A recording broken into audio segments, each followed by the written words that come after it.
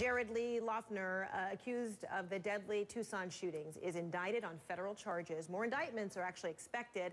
Plenty to talk about with our legal guys, civil rights attorney Avery Friedman in Cleveland and New York criminal defense attorney Richard Herman, both professors. Richard, you coming from Las Vegas. All right, good to see you all. Okay, so three federal indictments for Loughner.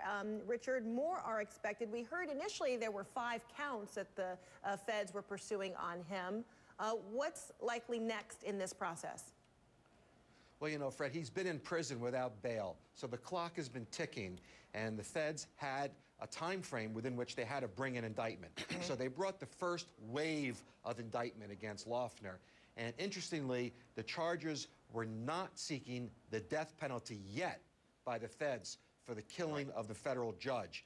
That's a much more difficult case to prove than when the state brings it, Fred. And you can rest assured and guaranteed, and sitting in Las Vegas, this is a guaranteed winning bet that the state is absolutely going to bring murder charges, and the state will seek the death penalty, regardless of what the feds do, to try to terminate his life. It's absolutely going to come. So I wonder, Avery, this is very interesting because if at least one of the charges filed by the feds means if there's a conviction, it would be life in prison. Why would the state then follow up on Richard's point to pursue their charges when it's unlikely, if he were convicted, he would ever see the light of day? Why go through the expense?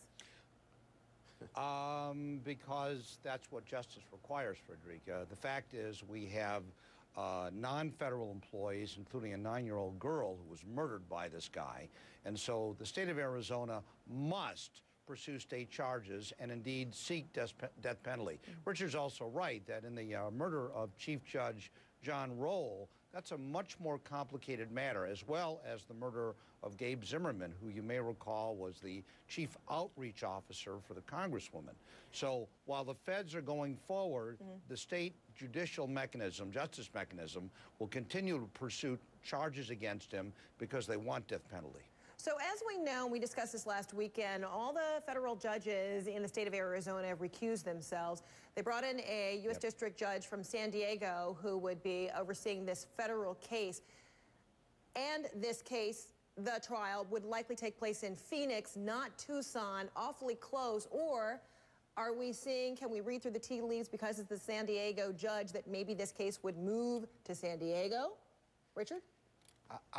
I think so, Fred. I mean, it's a San Diego federal judge. The attorneys who represent Loughner are San Diego attorneys. It sure looks like that's going to be the requested venue change. And truthfully, they need a venue change. They cannot try this case in Arizona. If they do, this will redefine flash verdict. This jury will come back in 8.2 seconds with guilty verdicts. Everybody, and they may not be able to get a fair trial anywhere because there's been so much publicity and so much press, but certainly Arizona is not the right venue. Yeah, okay. Well, there's another part of it, too, and that is that you neutralize the argument that the defense is going to make. Justice Department, I think, will go along, although they'll fight it initially, they will go along for change of venue, and I think San Diego really looks like the place this trial should take place, although, again, we may see the San Diego public defenders as well as a federal judge try it nearby. We just don't know right now. Okay, let's move on to what's taking place in your backyard. Richard, not right now because you're in Vegas, but in New York, in that area there, we're talking about this giant bust of 127 people, all related to various mob families, being accused of everything from conspiracy to murder to extortion, narcotics trafficking, etc. So I wonder, when you've got a giant bust like this, the numbers being very great, this comes on the heels of just a couple years ago, very big numbers, but Avery, only a handful led to indictments and then led to convictions. So does it seem as though these federal sweeps like this are building that kind of reputation, that they don't always bear fruit? Well, I think in a bust like this, they have some of the old-timers. They've got Luigi Manocchio, who's 83 years old. They've got a consigliere, an advisor, who's 74. They're really digging up guys. One of the assistant U.S. attorneys said that just because these guys have been in the penitentiary doesn't mean they've been rehabilitated. I think that's exactly right. So the fact is that organized crime continues on primarily along the East Coast, I think we're looking for substantial numbers of convictions. The government has said two things, which I think is very important. Richard's going to agree with this. Number one, they've got wires. Number two, forget the omerta, the blood oath. These guys are squealing all over the place, and I think those are the two factors that will go into substantial numbers of substantial convictions in these. So real quick, Richard, you agree with that? We've got one last case. We want to try and squeeze in 45 seconds. Possible? Yeah.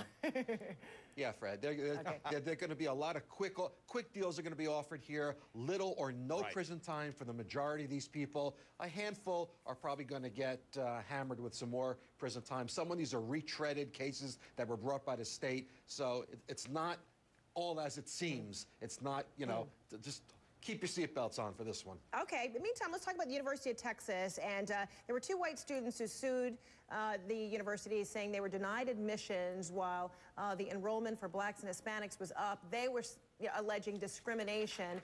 Well, now apparently the University of Texas gets to maintain its practices, follow the same suit as University of Michigan a few years ago. So, Avery, what happened here? Why is it the court said, no, this was not discrimination? Well, actually, you just nailed the issue. In 2003, the Supreme Court, in a very close decision, 5-4, said that race may be one of a number of factors. So based on the University of Michigan model, the University of Texas did the same thing. A couple of white students brought suit. The district judge threw the case out because race is only one factor. But the key here is that the three-judge panel said, look it, we will not consider race or permit considering race in perpetuity. Now, whatever the heck that means, but it means for the time being that race is a permissible factor when it comes to I saw you taking a few notes there, Richard. What do you have to add to this? Yeah, temporary. You cannot mess, Fred, you can't mess with Texas. You can't mess with UT, especially the Professional Development Office, my friends there. Don't mess with them. A unanimous decision by the Fifth Circuit Court of Appeals. Avery's right. I think it's temporary. The next census is going to have a bearing on this. And then it's probably going to go to the United States Supreme Court, where Justice Roberts believes that the Constitution protects all types of discrimination. He's wrong. Texas is right. This is going to continue for a while. Okay, and we're going to see you again, guys. Don't be surprised if our time together is limited, because we took a little extra time. My producer is dying right now. She's screaming at me. Okay, but we're going to talk about the Balloon Boy's dad and how he's back into the mix, and he's looking for one of you to represent him. I can't wait to find out if you're going to take him up on the offer. Looking for Richard, not me. All right, talk to you soon. I defer to Avery. All right, see you in a bit. Much more of the newsroom after this. All right, well, we're going to be back with our legal guys, and they're going to tackle this case. A woman dying, waiting for an ambulance. This is in the midst of that huge blizzard in New York, and now the family is blaming the city. You'll want to hear what our legal guys have to say about this potential case.